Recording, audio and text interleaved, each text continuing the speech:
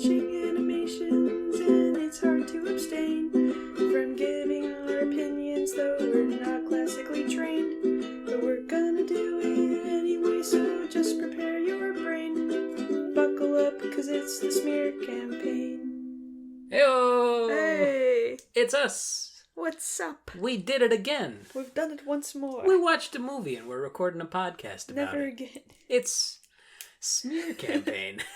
Blurring the lines between reality and animation. Hello, I'm Sam. And I'm Esperanza. We're doing another podcast. Yeah. You asked for it. No one asked, but we're doing it anyway. No, there's no guarantee that anyone would have any reason to ask. But we're doing it. This week, what did we watch? We watched Prince of Egypt.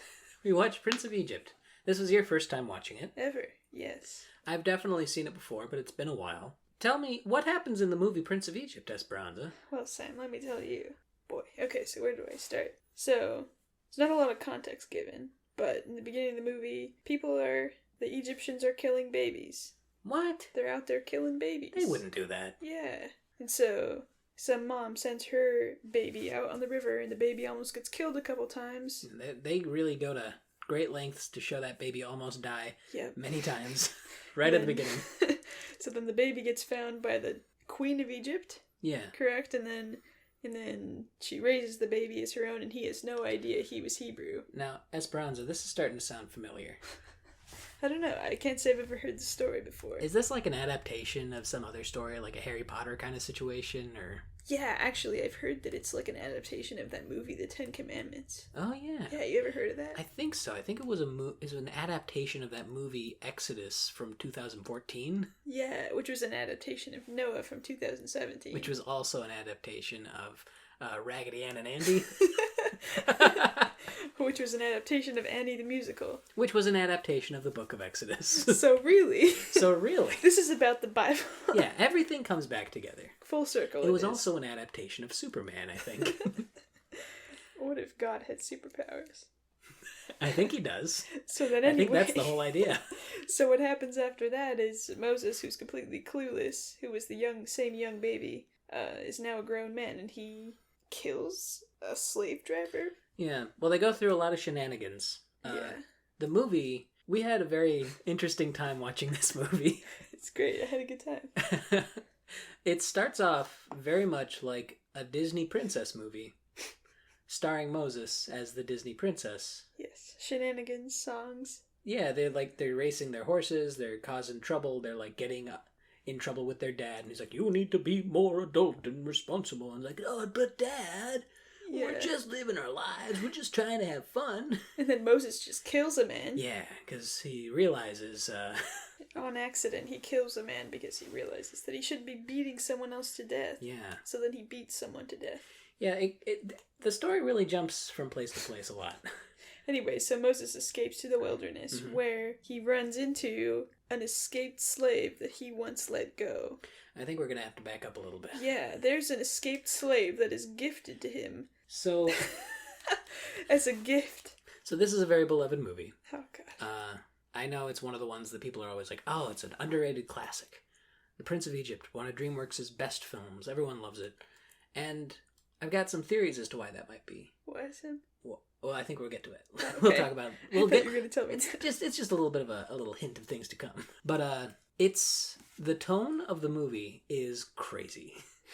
It jumps back and forth between being a very serious and dour and intense, dramatic retelling of this very old story. It's crazy. To these little shenanigans and these goofy, character building scenes that feel so out of place. And the montages. There's so many montages, There's so many songs. Oh my God. What did you keep saying throughout the movie? I kept forgetting it was a musical. Every time a song came up, I'd be like, whoa, I totally forgot that this was a musical. Every song, as soon as it was over, it was like, I'd completely forgotten it. You just forget it's a musical and you move on with your life because the songs are so forgettable. The songs are forgettable. I don't know how much they add to the movie. There's one song that became a big hit from this movie. Oh, When You Believe. When You Believe, which made famous by the Pentatonics, of course. I don't know if that's why it got famous. Many years later. Definitely not Whitney Houston singing that. Well, you recognize the song just because of the Pentatonics recording. version, yeah. Yeah. But they tried to rework the story of Moses around the idea of like a hero's journey. And that's not really how it goes. He is the most unlikable hero if you try to make him a hero. Yeah. And he's just killing babies, killing grown men. Yeah, the opening of the movie it opens with a very like dark sequence just showing brutality upon slaves. Yeah, it's horrible. Which happens throughout the movie. And it's really intense and really like dramatic and wild and like really well done. And there's that montage in the desert too. When Moses is returning to free the slaves, there's just a montage in front of him. That's just slaves getting beaten. Yeah, with sad music. They don't shy away from the subject matter at all. They really, it's very belabored in a way, and it's really effective in terms of just like getting you invested in like this story is important. Like this is a big thing that needs to like. Moses has got some stuff to do. He's got a busy day. Deal, dude. Yeah. But then they include these little moments like near the beginning of the movie when Moses and King Ramses are young men, they go on like a little horse chariot race through their kingdom. Kill a bunch of people. Yeah, they cause an avalanche and all this stuff. And it's like in a fun, fantastical little like fairy tale movie. That's all fine and good. But then you're also dealing with the very real consequences of people being beaten and overworked and killed for and like whatever reason. The son dies and yeah. I don't know that it holds. Pretty crazy stuff. I don't know how it holds up. It's pretty crazy. It's one of those things. I'm glad it exists. Like I'm always happy when a movie exists where I can't imagine someone ever making it again. Yeah, it's a one-time thing. It's a one and done for the musical about slavery. Well, not necessarily. Not necessarily, Sam. But. Just specifically this story being told this way is Biblical very interesting. slavery. But this was the second movie released by Dreamworks. Ever? I think so, yeah. Oh, wow. It was released the same year as their first movie, Ants. Because Dreamworks was basically built off of some higher-ups disagreeing like over certain decisions at Disney and then going off to make their own studio. I think Jeffrey Katzenberg is the main guy who's sort of responsible for that. Oh yeah, he notoriously doesn't work well with people. Yeah. Steven Spielberg, Jeffrey Katzenberg, and David Geffen. Steven Spielberg? Yeah, he was involved in a lot of this stuff. Wowie. But the whole conceit of DreamWorks was like getting away from Disney. And there's a few things here where it feels like they're trying to be like a Disney movie just because that's so ingrained in culture. It's like, this is what an animated movie is. Yeah. It's like, here's this Disney structure. But also doing things in a very different way. Like, there's even, like, a Hunchback of Notre Dame or whatever else, like, the darker Disney movies don't go to the extent. Not at all. They don't go to the lengths of The Prince of Egypt. Yeah, that's true. But they also don't tend to do as well as, some of their other movies. I mean, Hunchback of Notre Dame did really well, right? It did. It's not like, it wasn't as big of a hit as some of the more, like, tame stuff, like Lion King or whatever else. Yeah, like the stories with the funny stuff going on. Yeah. That's really the trademark of the people want to have fun at these movies. Yeah. They don't want to cry at biblical stuff. Yeah. But you're gonna. But apparently it was Jeffrey Katzenberg's like vision for a long time to make an animated Ten Commandments movie. Cool.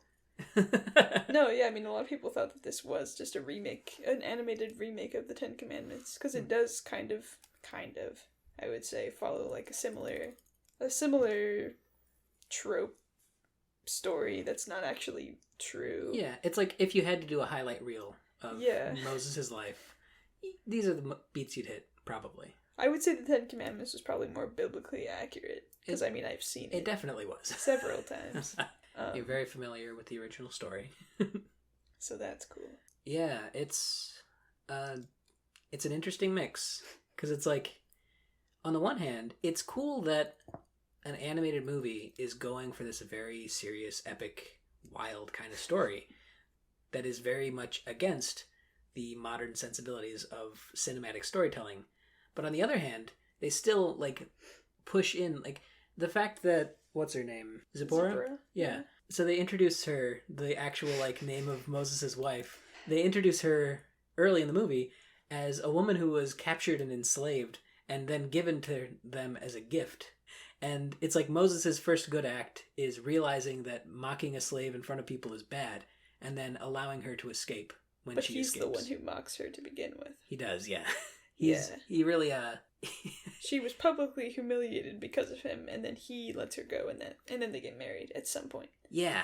And, like, I can see, if you're making a movie, I can see you thinking, well, he's going to end up with her later on. She's got to play a part early on in the movie so that means something later on. Like, their relationship has been established earlier. But where do you throw her in? I guess you just have her literally thrown in as a slave early on.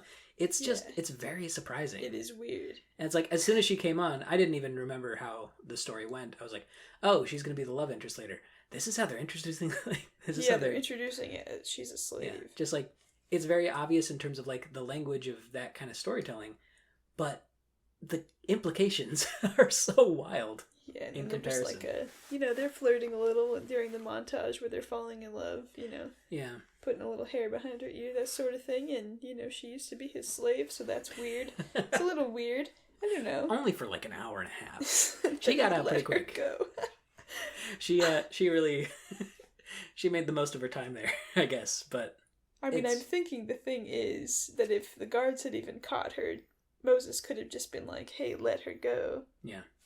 Yeah, it seems Instead, like that's the sort of thing he would say. Them. He sends them elsewhere to check on something else so she can escape. Yeah. There is a weird kind of, again, like the stakes make sense in terms of a movie where you can't just get away with doing anything as the main character. But in this story, he probably could have gotten away with anything. He is like a god. Yeah, like the main point of conflict at the beginning is he realizes his lineage when Miriam and Aaron see him in the street, and they like remind him. Yeah, they hum a few bars of a song. He's like, "Oh yeah, I heard that when I was a baby before I got attacked by a bunch of boat paddles." A newborn baby. As a newborn baby, freshly come out the womb. He remembers the song. It's a dramatic. Yeah, it's a story. It's a little fantastical, but that's fine. So they hum a few lines of the song, and he remembers who he is. So he realizes that actually he's a member of all the he's a Hebrew, so he's one of the people who are being oppressed by this society. And then he realizes, wait a second, oppressing people is bad. And it's all done during a song where he's not actually singing. Oh yeah, it's like in his inner voice. Yeah, one of the many musical numbers that's not really sung, it's just implied, but also is being sung by the actors. Yes. And sometimes there is dialogue over those songs, which I think is the funniest part. Yeah. It does feel like there's a certain craft to the type of movie that Disney makes, and I don't know that DreamWorks was quite prepared to make that necessarily. And I think more and more they move away from that in later films. But this, in a weird way, I know, I think a lot of people consider this to be sort of a masterpiece, or the best DreamWorks movie or whatever. This is the one that you take seriously. But I don't think it holds up especially well, because it feels like it's relying on a lot of weird old tropes that don't feel obligatory anymore. Yeah, I did kind of think that, I thought this movie was going to be better. I don't want to say it like that. But I've seen a lot of, memes online, stuff that's like, oh, the funny jokes of this movie's hilarious, or it's such a good story. Yeah. And watching it, I was just like, wow, all these things are happening, and I don't know if I like them very much. Yeah. And it's definitely, there's a lot to like about the movie still. No, yeah, it's fun. It's funny. It is funny. It's weird. It's wild. It's wet and wild and wacky. Wet and wild, wacky. A little bloody sometimes. A lot of blood. A lot of lamb's blood. A lot of dead children. Yeah, it's just very dark. Yeah. It's very dark. And I appreciate that. It's fine. That's fine. It's fine. It's fine. You know what's the most interesting scene to me? Well, actually, we were talking about how the art was, a little bit jarring at some points. Yeah. Or you said, what did you say about the backgrounds? There's some shots, because it's a traditionally animated movie, but it features a lot of CG in backgrounds, in specific elements. The cradle that he's in at the beginning is a CG object that they just have painted to look like it's Nintendo 64. Yeah, it's a little old video gamey, and there's a lot of that. It kind of reminded me, there's some points where the backgrounds are clearly CG'd and are they're different layers are moving at different times to create the effect of a 3D space. Yeah. And it reminds me of what they would do in some old Popeye cartoons, where they would have like sets and they would film those and then animate in front of them. And it's a cool looking weird effect. Yeah. But it's a little bit inconsistent with the world. Yeah. Because, I don't know, it looks like the colors and like, I like the designs of the characters a lot. It's a little more angular than your typical Disney fare. All the characters, like the eyes are angled in a little more, and the faces are very long and kind of sallow cheeked. Yeah. And I think they were trying to, let me put it this way, I think that Hercules did what this movie didn't do. I think that they accomplished what this movie was trying to do with the art style they did, which was like, I don't know, because Hercules kind of just has like that, it kind of copies like Grecian style, or like the way that they painted on the bases, and it just is very consistent throughout the whole movie. Yeah. But this movie with the hieroglyph scene, first of all, just knocked me for a loop. Oh yeah, there's this whole scene where there's these realistically, for the time, textured walls with sort of, I like that it's like these little jittery frames of like the head just kind of zips back and forth. Yeah. But it just looks, it's interesting. It's borderline experimental. No, it is. I think that like this movie came first, and then, I don't know, movies like, with scenes like in Princess and the Frog or Moana, they have like a scene that's like from the art style of the time. Yeah. And it's like a happy song usually. This movie started, they did a really scary like nightmare film scene that's like, he's having a nightmare, but it's hieroglyphs. Yeah. So that's cool. Yeah. But I think people learned from... Yeah, it's like a Maui, like the whole animation of his like tattoos jumping around. Welcome song too. That's what I was thinking of. Yeah, you can see that, like, that's kind of a, and I'm sure there's other older examples too, but it's interesting. Yeah. It kind of reminds me of, in the 70s and 80s, there were a lot of more independently animated films where the art style is a little rough and the effects are kind of all over the place. What, are we talking about, the animated Hobbit or something? To an extent, yes. A lot of Ralph Bakshi films. Yeah. Which we'll definitely get to some of those, which I don't know if you're going to like any of them at all. Who knows? But, like, the one I'm thinking of right now is Wizards, which is this movie that's set in, like, a fantastical world that's, like, far off in the future. And it's just like magic exists. And there are some scenes where they just cut to a still image and talk about what happens in the scene, because they didn't have the money to animate it. They used to do that in a couple, like, even real, like, live action movies. Yeah. They just had to pause and there would just be someone's face over the screen while the dialogue's still going on in the back. It's one of those things where it's like, oh, there were budgetary restraints. There was like, crazy. They couldn't get everything done on time. Like, this probably isn't what they wanted it to look like, but this is what they could do. And they went for it. Man. Yeah, they still make it look interesting and good. And I don't think this isn't like a cheap movie or anything. This was actually the most expensive movie of its time. Non-Disney. I believe that. Because the technology at the time, they went for it. Yeah. They got like ripple effects, they got fire effects, they got it's granite crazy. and sand and all kinds of stuff. Yeah. It looks like a lot of stuff that would eventually be in video games, kind of. Dude, for context, the most expensive animated movie at the time was Mulan. Oh, yeah. Yeah, it actually beat this movie by like $20 billion in budget. I mean, 20 million in budget. Oh, 20 billion. Million. Which is crazy. Nuts, even. Yes. But this movie was like the most expensive, for like 3 years, the most expensive non-Disney animated movie. Yeah. It feels like it's really like strutting its stuff. Like, here's all the high-end effects that you're gonna love. Like, this is what movies look like now. And now, like, the stuff that's just hand-drawn holds up. And the stuff that's CG, give or take. And the movie that beat it was the Final Fantasy movie in 2001. Oh my god. Which is so funny. We're gonna have to watch that one. Gotta watch the Final Fantasy movie. Final Fantasy, the Spirits Within. I know it's a horrid reputation. I'm excited to watch that someday. Excellent. But, yeah. I don't know. I feel like we're kind of coming down on the movie a little bit. Oh, not meant to at all. No. I mean, if we're just talking about, like, animation and stuff, it's great. Sure. A lot of good stuff going on. We were playing a game throughout. It's like, where's the light source? Where is the light source? There were definitely a few scenes where they were creative with what could be lighting the scene. which is fine. It's a musical. As I pointed out, We and I kept was like, is that a street lamp that's illuminating her face right now? Because Yeah, there's just a shot with just like spotlights on the characters. It's like, where is it? it could be anything, but Yeah. we find out later what the light source really is. Yeah. Well, he meets God. No spoilers. Oh yeah, sorry about that. Spoiler alert. He meets God, who is voiced by the same person that voices Moses. Yeah, that was a fun fact I knew going in. I don't know why I knew it, but yeah, I didn't know that. just some fun fact. It's an interesting choice to have like the voice of God and the voice of Moses be the same person. God doesn't interact with anyone else, so it's like maybe for Moses he sounds like Moses. It's like his inner monologue, dude. Yeah, maybe it's all in his head. You want to know a fun fact, Sam? What's that?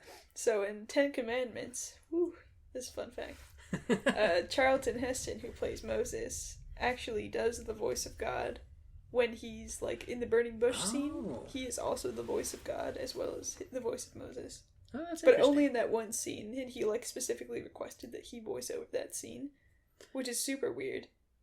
But does God voice other scenes? God's voice comes out a couple times, and I think the director of the movie voiced God in all the other scenes. Weird. Which is really odd, but Charlton Heston wanted to be God in the burning bush scene, and so he was. And that's just fun. Maybe that's why I heard about it, because that was something that Prince of Egypt was inspired by the Ten Commandments for. But that's I didn't know if that was true. I mean, their intention in this movie was to make all of the cast be the voice of God. But then they tested that and it didn't work. So they just made Val Kilmer's voice is louder than everyone else. So you can still hear like the whispering of the other casts in the background. Really? Like very quietly, I guess. So they all did voice the lines. They did it all together, yeah. They edited it to sound just like Val Kilmer. Yeah. Or his voice just stood out. So he is the voice of God, but everyone else is hanging on. That's cool. Hanging out in the background. Background characters, if you will. Yeah, there's a lot of like interesting creative decisions made with this movie that are, I think, like worth acknowledging. You mentioned about the sandals as well. Oh yeah, just something I didn't even notice, but that I read about after the fact, is that Moses removes his sandals in the burning bush scene, but then he never puts them back on or wears shoes again. And he's just barefoot for the rest of the movie, which I didn't even notice. I didn't notice that either, no. I mean, neither of us were looking at the feet, I guess. No, we weren't looking that we closely. should have been. You should always be looking at the feet. Everyone in Ratatouille only had 4 toes or something. Oh no, they didn't have toes at all. I mean, I had no idea. Did you know, Sam? No. Can't say I noticed. It's probably more of a technical decision than anything else. Yeah, exactly. So things like that is just like stuff we would never notice. And for what? It's a new segment in the show is Foot Facts. Foot Facts. Chunk Watch, Foot Watch. Chunk Watch, Foot Watch. There's not a lot of chunk in this movie. One of the priests was chunk. The camels? I don't know. Yeah. I think there was a guy who blew a horn at one time who was kind of a little chunky. And Zipporah's dad is just an absolute unit. Jethro Tull plays the flute and he sings songs. He makes people dance without their consent. Good movie. I don't know if that's fair. Film. I think Jethro's got a good heart. Oh, it just reminded me again of the voiceover part where they put the dialogue over the song that was playing. Yeah, the whole romance between Moses and Zipporah is just so weird, and it's just a montage part. Probably just because they didn't. There's a lot of story to cover. Yeah. Are we going to spend a lot of time between Moses and his wife, or just sort of like acknowledge that that's a thing and let it go? And they did get married, and he definitely loves her verbatim. It's the most compelling love story in the world. He said, "I love you," and then we knew for sure. Yeah. 100%. And that was that. Yeah. What did you think about because we mentioned it a little while ago, but like what was your thought on like the character designs and stuff? I liked them. I think they were fun. Again, I think they could have gone like farther with it so we could tell that it was an actual like choice. I don't know. I feel like they could have made the characters look more like hieroglyph art, Egyptian art and stuff. I thought that would be really cool if they did do that. That would be interesting. But then again, someone might find that disrespectful because it's like they're not Egyptian, they're Hebrew, so that would be weird. But also, I don't know. I thought it could be cool. I would not have thought to make them look more like hieroglyphs. I just thought that could be fun. Yeah. It could be quirky, I don't know.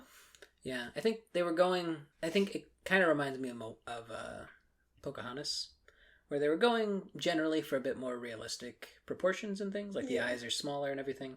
And I think that was probably, the intention was probably like animated movie, but we're being a little more serious. Yeah, more realistic. Yeah, except for Hotep and Hoy.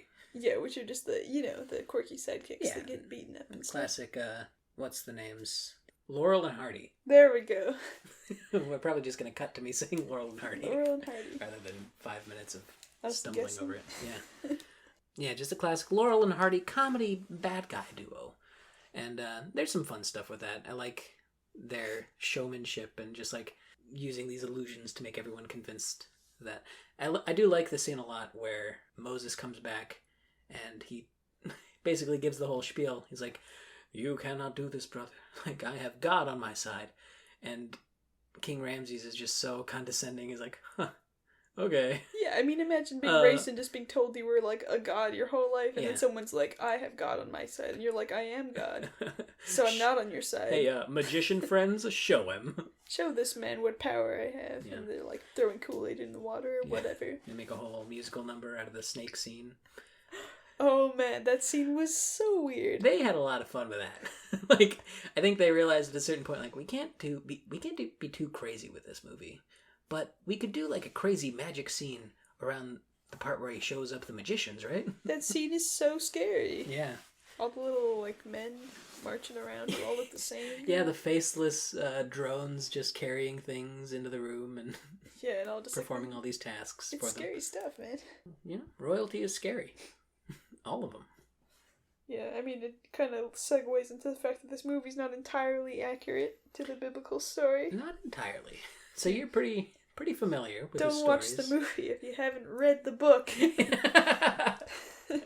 You gotta read the book or else it's gonna get ruined for you. I'll say it. I mean, if it was like truly accurate, we would not have a film here, I don't think. No. Not a family-friendly film, at least. Maybe like an HBO original series. Yeah, something crazy with like a lot of sex on accident. Yeah. Like Game of Thrones. Every single time it's on accident. Like, Oops. whoops. Sex time. Sorry guys, this Bible story also includes some sex in the background. Don't worry about it. Don't even think about it, dude. Don't worry, it's fine. But yeah, you know how like there's just a lot of side plot to make the movie more like family oriented. Yeah, just have a little more like traditional hero journey structure. Like when he accidentally kills a man. No way, Yeah. dude. In the Bible, he means to do it. He means it a lot. Yeah. He kills him and he tries to hide his body. It feels a little like The Lion King, the way they handled that scene. Where he's like running off, he's like, "No, Simba, come back!" He's like, "I can't stay here any longer. I cannot stay here, brother. I'm responsible for his death." It's like, what, the slave driver? Yeah, It's because you fine. killed him. He was doing something bad. Ramses was gonna give him an out even. Dude. But he was too good of a person at that point. He was just like, "Nope, I'm gonna run away." But the canon version is he really killed that guy on purpose and then just left without saying anything. And so everyone just found the dead guy and they were like, "Oh, Jesus. he killed a man. Now he's gone. He's probably dead." He comes back 40 years later. It's like, I found God. And everyone's like, "Okay, so he's nuts. Cool." That all makes sense. The more you think about it, the more the Egyptian side of the story makes sense, except for the slavery part. Yeah, nobody's coming out of this movie looking especially clean. Yeah, I don't know. Moses just, if you think about it, just Moses has a hell of a body count. he seems like kind of a bad guy. I don't know. That's the thing too, is like the morality of the story doesn't really line up with modern kind of individual values that we would normally have. Yeah, like, don't kill people, man. Like, You know, murder is not excusable. yeah. It was near the end because we go through the whole sequence of all the different plagues hitting. There's the plague of asteroids. Yes, the famous asteroid plague that hit Egypt. Well, it is like thunderstorm of fire, right? Is that how Well, it's supposed actually, to be? the real plague was hail, Yeah. but there was thunder and there was lightning that struck the ground, Okay. according to the Bible. So it wasn't like Right. asteroids raining on the earth like how it shows in that scene. It just looks like hellfire. But, you know, that's artistic liberty, and Yeah, who's you know. to say it didn't happen that way? It's visually spectacular. And it definitely happened in real life at some point. Yeah. I mean, So the plague scenes were legitimately horrifying. they were to so watch. scary. Like, they go all out. All the bugs, they show so many bugs. Did kids watch this movie? I would have been very scared, I I would have think. been horrified. I don't think I watched it as a kid. I think I I watched it as a kid, but not like when it came out when I was young. I would have been a little bit older by the time I actually saw it. But Dude, it's worth mentioning that one of the biblical plagues was like all of the cows dying. yeah, Yeah. poor cows. They didn't show that in the movie. They should have showed that in the... No, but they're just showing all these kids dying and stuff, but not the cows. Cows are safe in this Can't movie. show the cows. No cows harmed. Yeah, the cows are just delightfully stylized. But another thing was the fact that, you know, he just runs into Aaron and Miriam in the street. And then they're like, "You're our brother." Yeah, that's like a weird encounter that doesn't make a lot of sense at all. Yeah. He just runs into them. What did any of them think was going to happen? And the fact that, like, they're helping his future wife escape, and that's how he meets them. Small world, what can I say? What a coincidence. It is a small world, and they just happen to be his brother and sister. And I mean, that's not what really happened. No, and that's fine. It's like writing out a story. You're like, okay, where does this go? What if we had this and this happen at the same time? That way, it's like a little more efficient, and we can get to the next thing faster. Yeah. And like get to the bigger emotional beats. I think this was one of those. The movie was storyboarded before it was fully written, so they had all the sequences and the scenes they wanted mapped out before they actually had a specific like Dialogue. Yeah, dialogue or specific like this line leads to this. I think that explains why there are so many musical montages. Yeah. To be honest, I think they just wanted the scene in the movie. They had like shots in mind with the different story beats as opposed to sequences. Or like actual dialogue scenes. That's interesting. Which makes sense, you know. It's an animated movie, you can do a lot with the visuals. And they do a lot with the visuals. So it's a pretty good movie. It's interesting. It's definitely weird. It's maybe the most divisive movie we've watched in terms of our thoughts on it. Yeah, because we always watched some classic films. I watched some classics. We definitely watched some famous, very likable films. Yeah. With, you know, negative reviews that we can find. Yeah, and I can, I don't know, I think can definitely appreciate Prince of Egypt for what it is. And also say, if this was made today, it would be made very differently. For sure. I think, dude, just to let you know, because in the Bible, like, Moses knows he's Hebrew. Yeah. And everyone's kind of generally aware of the fact that he is Hebrew and was, like, found on the river or whatever. And, like, so what happens, you know how in the beginning of the movie, how when they let him off into the water, his older sister follows him? Yeah. She follows him to, like, you know, check where he ends up. Oh, yeah, I think I remember. In the actual Bible story, that happens too. She follows and she finds that the princess actually discovers the baby. And then she tells the nurse, she tells the princess, "Hey, I'll get you a wet nurse for this baby," and takes the baby and gives it back to its mother so that the mom can just legally take care of the kid. Yeah. And that's how it happens. It's been a hot minute since I've read the Exodus story. Yeah, right. I do remember now, yeah.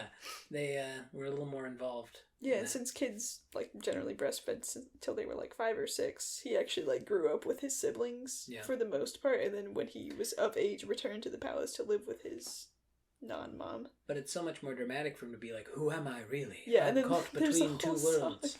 Hannah Montana? Who is this? Who is this man? Best of both worlds. Neither of these worlds do I get killed in. Or beaten. Hannah Montana was also based on the Moses story. Dude, it's all full circle. Yeah. Just like we talked about. Yeah, and she was a Disney property. And we're going full circle. Yeah. Oh my god. Oh my god.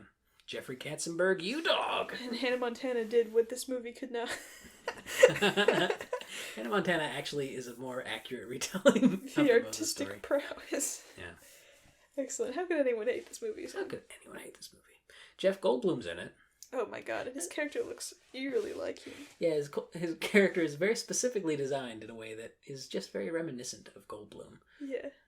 He just looks like someone who has Jeff Goldblum's voice, I think. Yeah. He doesn't even look like Jeff Goldblum. He's a little bit stretched out. He has the essence of Jeff Goldblum. Yeah, he's got a specifically shaped beard. The musk. That gives you a gentle musk of Goldblum.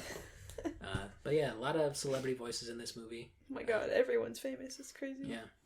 The idea that Val Kilmer is Moses, like, I would not have made that connection initially. Yeah, there's also, like, Michelle Pfeiffer. Yeah. Patrick Stewart is King...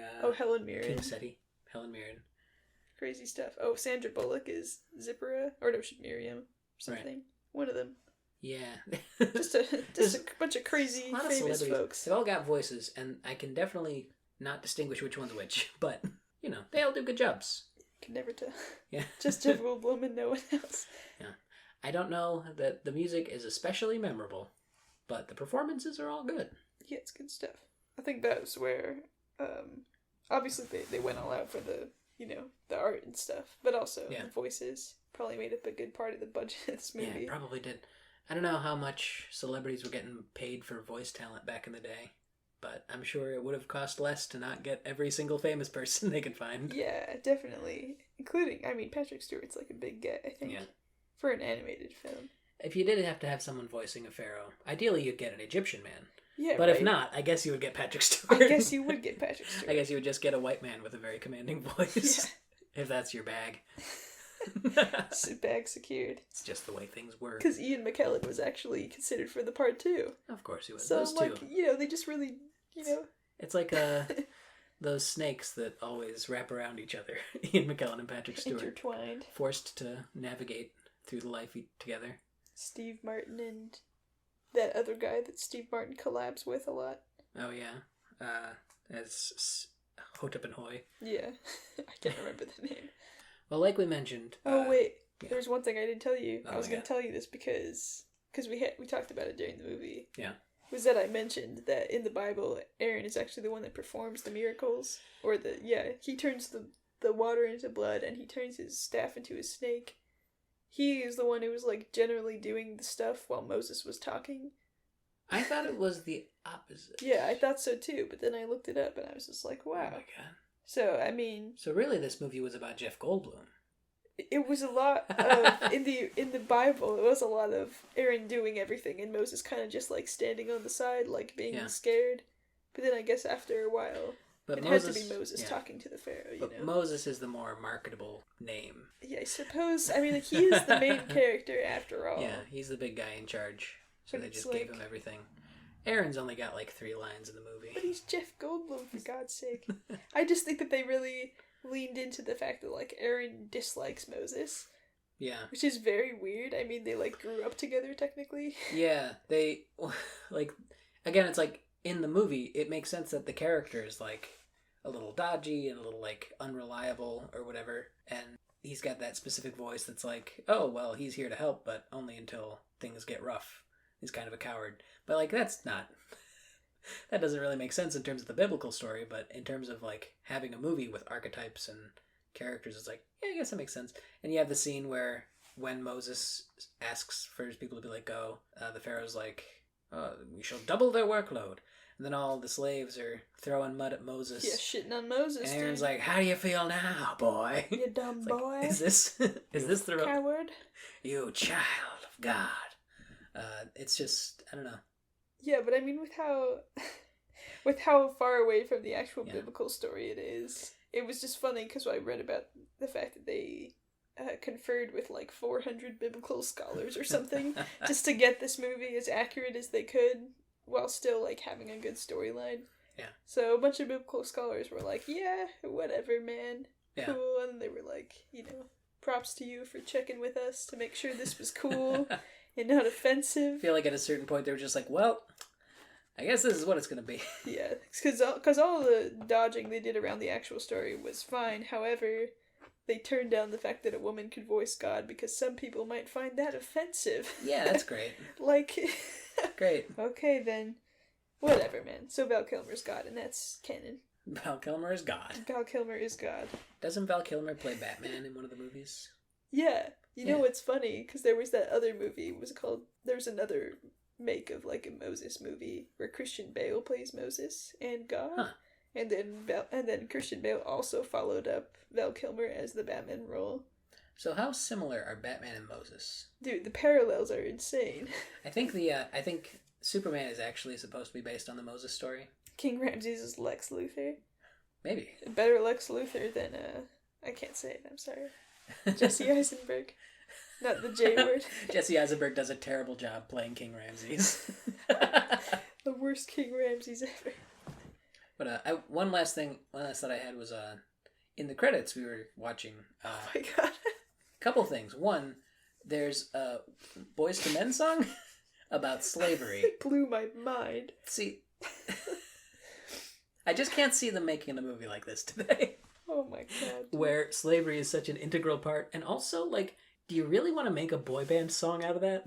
Crazy About, like, stuff. We have to escape. It's like, oh. We gotta get out of here. It's like the most jarring tonal, like, dissonance. And it's just not even a song that was in the movie, which is... Yeah. Usually they have the celebrities sing a song that was in the movie, you know? Which they did do with Mariah Carey? Mariah Carey and Whitney Houston. Whitney Houston, yeah. Yeah, they sang it together, and then just followed that up with a Boyz II Men song about escaping slavery, which was crazy. I mean, it's a bop, but It's really wild. odd to listen to. It's a wild choice.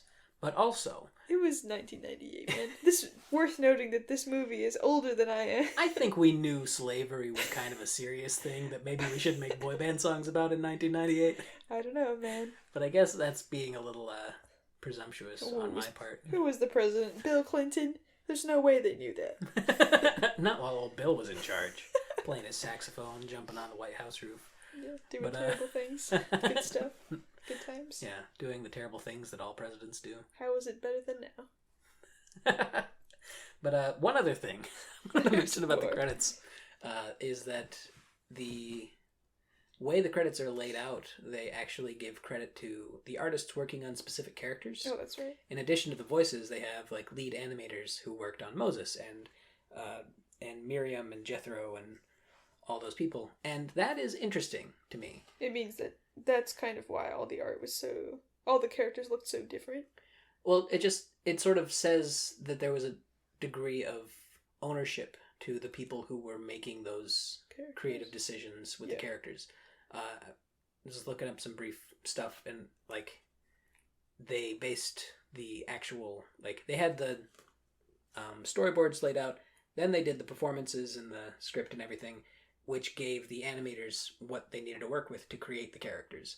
And I think just the fact that they gave the character animators and designers a little extra like space for credit is something that you don't necessarily see in most mainstream animated movies. Because usually like the actors will get their own space, and then the animators will kind of be piled up. And there's maybe one lead animator or like a handful of names that are isolated, and then a bunch of people who are just like working under them. And it feels like no one's reading those names, huh? Yeah, and that's inevitable with like a big project like this, is most of the people working on it are never going to be recognized at large for how much they contributed. But I found that kind of a cool thing. So that's nice to see. Yeah. Another movie that I saw that with was actually the Raggedy Ann and Andy movie. Oh, interesting. Full circle again. Once again, here we go, dude. Which is an absolute trip, but that's not what we're talking about today. Today we're going to read a few reviews. Indeed. So, like usual, we're going to read some reviews. I was mostly looking for negative reviews just out of tradition to this long-standing institution. But a lot of it was very positive. People really like this movie. Yeah. In hindsight, people like it just in general. A lot of reviews that were positive were very like, this is the best animated Bible movie. It's like, it's got a niche. There's a lot of conditions being met that I think people appreciate being realized. But I found a few reviews that are a little less positive, and we can go through those. And I'll name them. It's important that we expose these hacks for their opinions. So do you want to go first? Sure. Marcus K gives this 1.5 stars out of 5. It looks like Disney and it sounds like Disney. While the first DreamWorks animation picture Ants had its own original charm, The Prince of Egypt totally relies on following the well-known formula as close as possible, but never manages to be remarkable in any way. Well, I take offense to that, to be honest, because this movie is crazy. This movie is a little wild. I do get, and we kind of were talking about that, is that it kind of looks and sounds like Disney, when maybe it shouldn't. Yeah, but it just doesn't tick the same boxes that Disney ticks. Like, it does Disney, but in a crazy, like, dark... In a wild way. Some way you would never expect Disney to even go. I think it outdid itself. If Disney was doing this movie, they would have never gone this way with it, I don't think. No, I don't think so. So I think it's important to recognize that. Yeah. Nerd of S, which I imagine stands for sarsaparilla. Satan? Oh, yeah. Nerd of Satan, of course, because he doesn't like the Bible. That's true. He gave it 1 star, saying, most people enjoy this movie. I, however, do not. You know, that's a great reason. Yeah. to say that. It's important to have opinions about these things. It really is. I just like this, thank you for your review. 2.3 out of 10 it said, but he gave it 1 star. Close enough. I guess he really wants to get into the weeds with the numbers. Cheryl T gives us 3 out of 5. A few parts not biblical, but okay. Okay. It's a fair review. That pretty much sums up the movie. And if you really like the Bible and you really wanted this film to be 100% true to the Bible, things would have been a lot different, and there would not have been that happy ending that there was. Yeah. Because it's miserable. The whole thing's fucking miserable, dude. The movie ends, and we didn't mention this, it ends with the whole, the Egyptian army being swallowed by the sea. But it truly ends with the him getting the 10 Commandments. Yeah, but it's isn't that scene of him going down and being disappointed in them for worshipping a golden calf? Yeah, and he verbally... And aren't they in the midst of wandering 40 years in the desert, and Moses never actually gets to see them make it to the promised land? Yeah, it's sad, it's a sad story. It's not fun. And every time he gets mad at them, a couple more people die. Yeah. Slowly the population is getting smaller, till it's just Moses and a few of his cohorts. Just Moses and the boys. Moses and Joshua, friends forever, and that's really the sequel. Moses and Joshua. Good the Book of Joshua's the sequel. And that's that. Anyway, Ted W. gives this a 2.5 stars out of 5. Another bad Dreamworks movie. Specifically the second Dreamworks movie that is also bad like the first one. Well, I made the review in 2015, so we might have seen a few others since then. Oh. Yeah, but you gotta just pay attention to the times that these movies came out. Yeah. People don't want to think about it like that. And watch them for what they were at the time. Yeah. You know what I said in pretty much every podcast we do. I think so. But it's true. We're going to have to watch something that comes out tomorrow, and then we'll have to say, well, you got to appreciate it for the time that it came out. You gotta watch Coco. You got to watch Coco. I got some thoughts about it.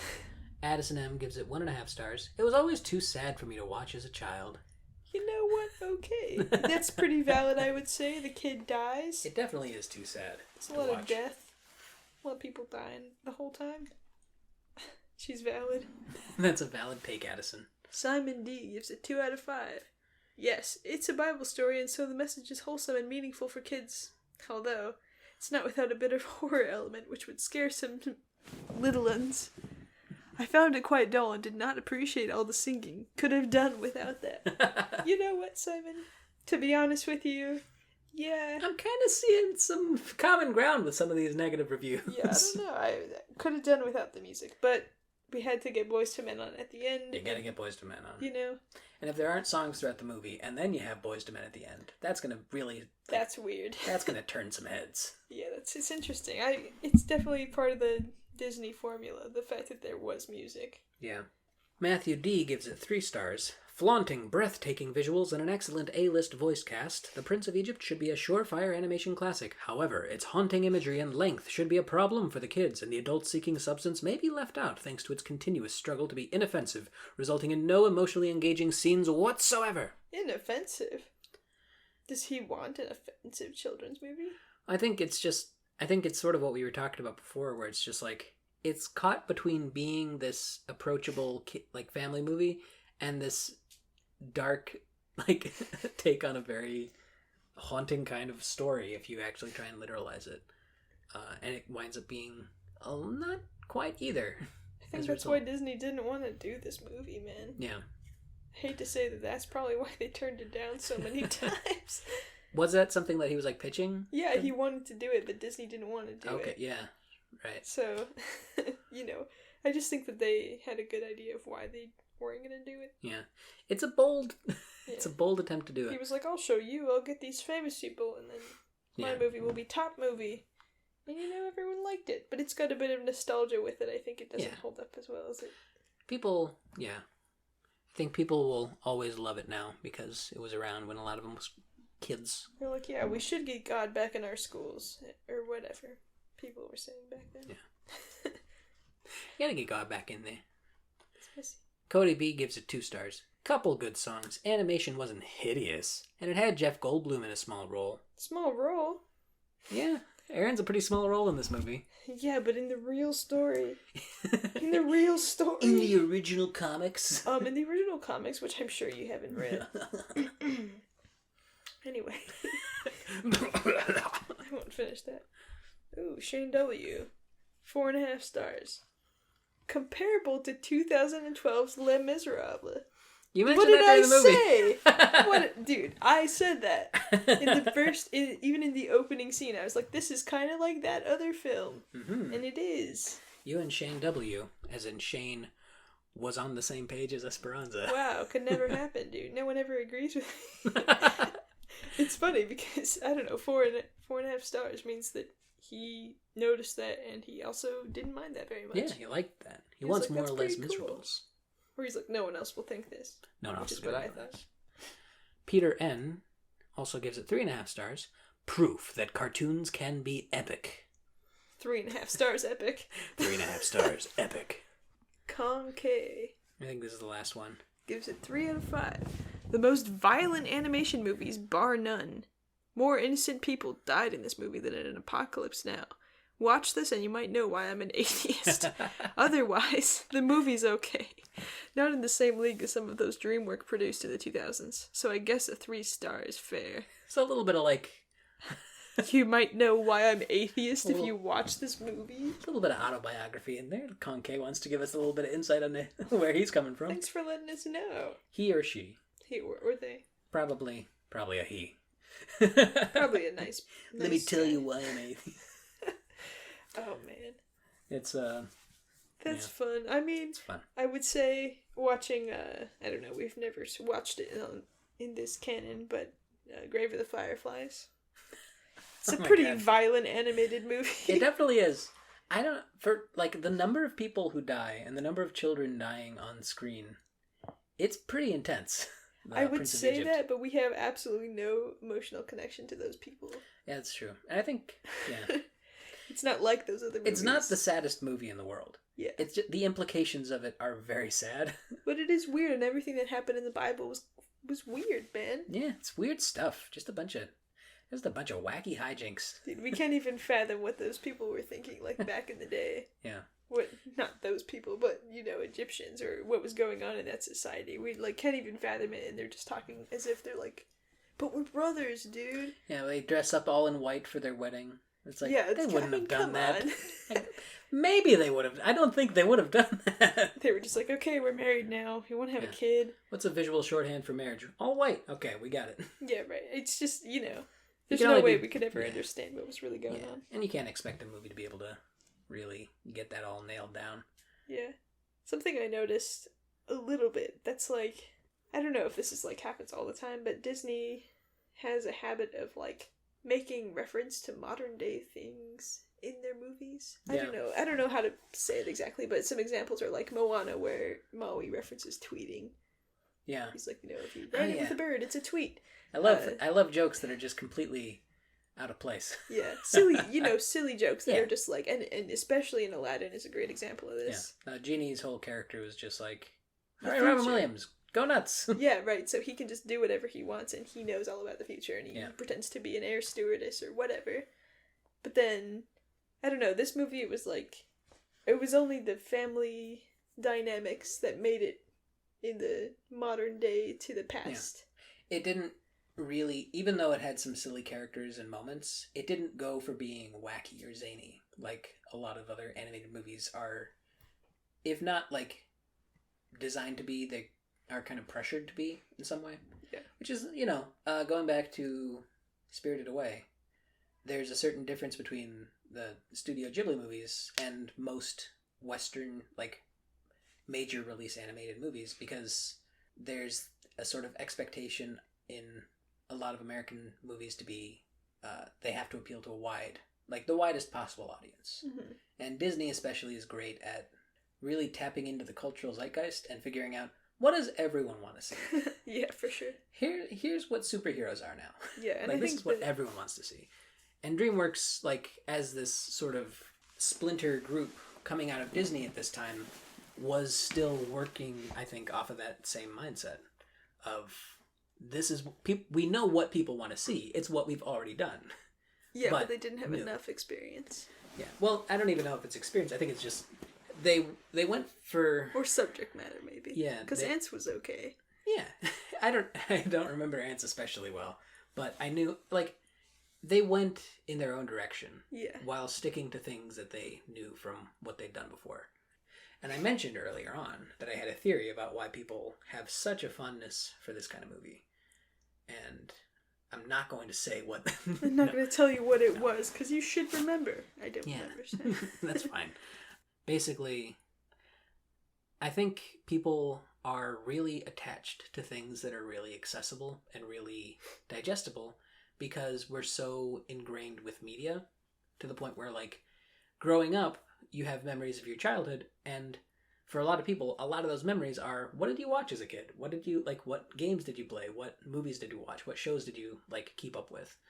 And that's become such a major part of our kind of cultural understanding and the way we view the world that it's ingrained in us, and we want to see more of that. More of what we know. Yeah, but we're also getting older, and we're also, growing up and getting a more nuanced and broader understanding of how the world actually works, and we want our media to kind of grow up with us a little bit. And so I think things like this, The Prince of Egypt, where we mentioned when we were talking about Megamind, it was a good movie. People like it. It wasn't this huge hit, possibly just because it wasn't really going for those emotional beats. It wasn't trying to take itself seriously, and it wasn't trying to be mature while also hitting those same accessible, family-friendly tones. But Prince of Egypt kind of does. It goes for the fences, and it tries to be very big and epic and important, while still keeping things... light as possible, I would say.